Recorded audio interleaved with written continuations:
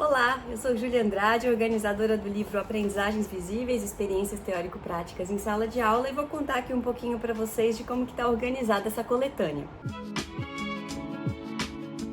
O prefácio é do nosso querido professor José Moran, e que ele traz o título A Complexidade de Aprender e Tornar Visível o que Aprendemos. E ele começa, e é muito legal citá-lo sempre, dizendo: somos diferentes e aprendemos de formas diferentes. Aprendemos quando encontramos significação, valor, ligação com a nossa vida, quando saímos da zona de conforto. As pesquisas atuais de neurociência e psicologia comprovam que o processo de aprendizagem é único e diferente para cada ser humano, e que cada um aprende o que é mais relevante e faz mais sentido para si, e gera conexões cognitivas e emocionais. O professor Moran começa a trazer então sobre como a gente aprende e como a gente aprende continuamente ao longo da vida. E como é importante nós, professores, sabermos disso para a gente trabalhar esse enfoque do aprendizado constante, do aprender para a vida, em todas as áreas do conhecimento, em tudo que a gente ensina. E a teoria das aprendizagens visíveis e suas propostas práticas vem muito de encontro dessa ideia de apoiar os alunos a aprenderem e a aprenderem sobre o seu próprio aprender. Então, eles podem estar aprendendo matemática e aprendendo sobre pensamento, sobre como eles aprendem matemática. Podem estar aprendendo design e processos criativos mão na massa e estão refletindo sobre como estão aprendendo e como essa aprendizagem é documentada. Então, esse é o grande poder de aproximar a discussão das aprendizagens visíveis das metodologias ativas, que trazem esse enfoque profundo de investigação para o estudante, entender não apenas o que ele está estudando, mas como ele mesmo aprende, desenvolvendo isso que a gente fala que é um enfoque metacognitivo, a capacidade de pensar o próprio pensamento. Pessoal, tem um chiadinho de fundo, mas é que tá tão calor nesse momento que a gente tá gravando, que a gente precisa do ventilador, senão não é possível sobreviver. Então vamos aguentar aí um pouquinho esse chiadinho possível. Vou citar de novo o professor Moran quando ele diz: a ênfase da palavra ativa precisa sempre estar associado à aprendizagem reflexiva, para tornar transparentes os percursos, os conhecimentos, as competências e narrativas do que estamos desenvolvendo com cada atividade, com a mediação, tutoria e mentoria de bons educadores. Esta é a proposta e a grande contribuição dos autores deste livro. Mostram e põem em prática as melhores estratégias para visibilizar e avaliar as múltiplas dimensões envolvidas na aprendizagem. O livro é extremamente oportuno e atual porque traz docentes pesquisadores competentes que aplicam as abordagens do Projeto Zero de Harvard, da aprendizagem visível de John Hattie e a metacognição e a aprendizagem criativa na formação docente e na experimentação na sala de aula. A introdução do livro e o prefácio do professor José Moran vocês encontram livres, abertas, no site da editora Panda Books ou no site da Ativa Educação, www.ativeedu.com.br/biblioteca. Você pode baixar esse PDF, circular, ele é aberto. E aí eu vou falar um pouquinho dessa introdução, que é cheia de documentações. Então tem ilustrações, esse foi um pedido meu para cada autor do livro, que tivesse sempre fotos e ilustrações das práticas com as aprendizagens visíveis. Tem a teoria da paleta de cores, de tipos de pensamento, feitas pelo Projeto Zero, que eu já vou explicar. E tem sempre vários QR Codes para levar o leitor a um Saiba Mais, a outros documentos de referência, e-books e a outras imagens que não puderam ser publicadas no livro.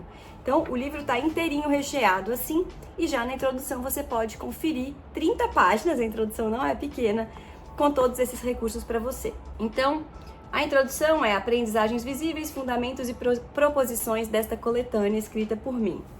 Aqui eu começo justamente a discutir o que é esse contexto contemporâneo que todos nós educadores estamos enfrentando. Novos desafios se colocam para professores dedicados a pensar e atuar na formação de crianças e jovens nesse mundo volátil, complexo, desigual e altamente mediado pela tecnologia digital. Com o avanço das tecnologias e mecanismos de busca e inteligência artificial do século XXI, torna-se cada vez mais fácil a qualquer pessoa acessar informações verdadeiras ou falsas em qualquer dispositivo, sobre praticamente tudo.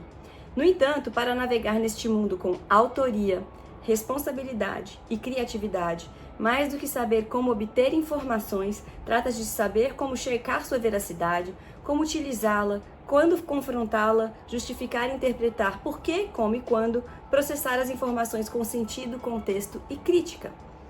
Esses movimentos do pensamento envolvem emoções e percepções e análise para receber informações, processá-las e situá-las num sistema maior de significados.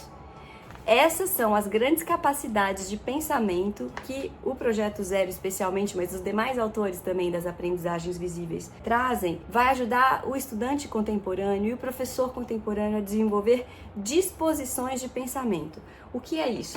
Não basta só que eu saiba ter a habilidade de pensar ou de resolver um certo problema. Eu tenho que ter a disposição de usar esse pensamento de forma colaborativa. Resumindo, então, o que aparece na introdução é esse desejo, de constelar uma pesquisa que tem um poder teórico muito grande de refletir sobre como a gente aprende e que está fundamentada nas ciências da aprendizagem.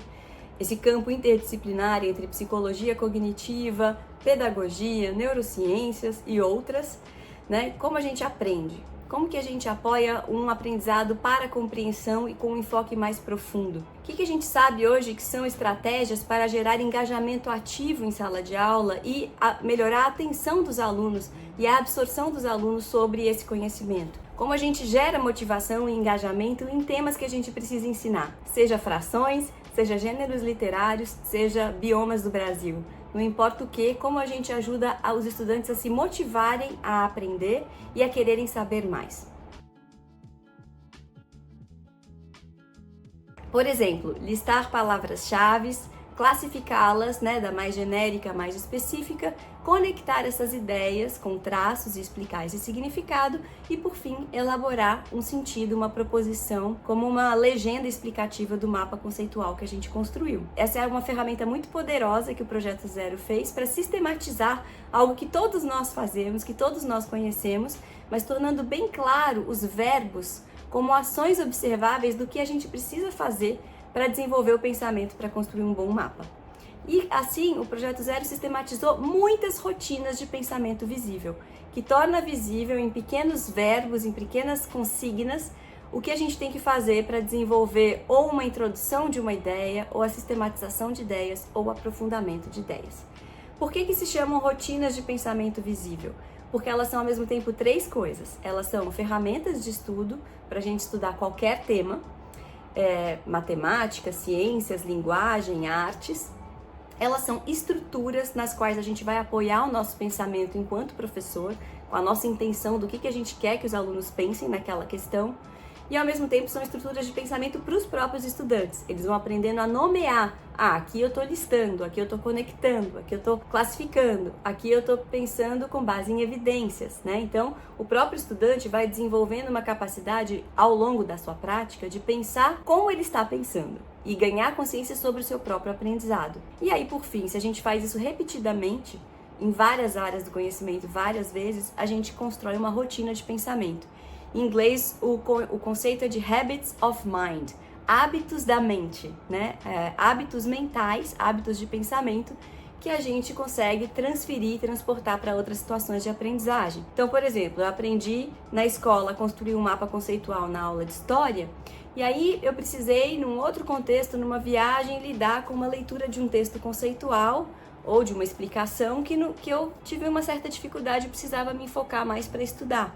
Então eu uso aquele aprendizado da rotina para sistematizar esse conhecimento e facilitar a minha própria leitura, tornar mais visível para mim o que eu estou aprendendo e que dúvidas eu tenho dentro daquele assunto. Ou para uma situação de estudo para a prova, ou para uma situação de estudo em viagem, ou para um outro texto desafiador que a gente se dispõe a ler e que a gente precisa de ferramentas para tornar visível a nossa própria compreensão. Então, quando a gente ganha esse hábito de pensamento, essa rotina de pensamento na nossa vida, a gente lembra e transfere para diferentes contextos. Esse é um efeito colateral esperado da prática das rotinas. A gente ganhar esse hábito mental, essa capacidade de transferir conhecimento. Por fim, a meta-análise do professor John Hattie. A gente tem já umas lives gravadas sobre esse tema, já tem texto no blog sobre esse tema. A gente vai fazer só um tweet aqui para atrair sua atenção, para você conhecer mais esses outros conteúdos que a gente já gravou. O professor John Hattie, da Universidade de Melbourne, na Austrália, ele é da Nova Zelândia, começou sua pesquisa na Nova Zelândia e se aprofundou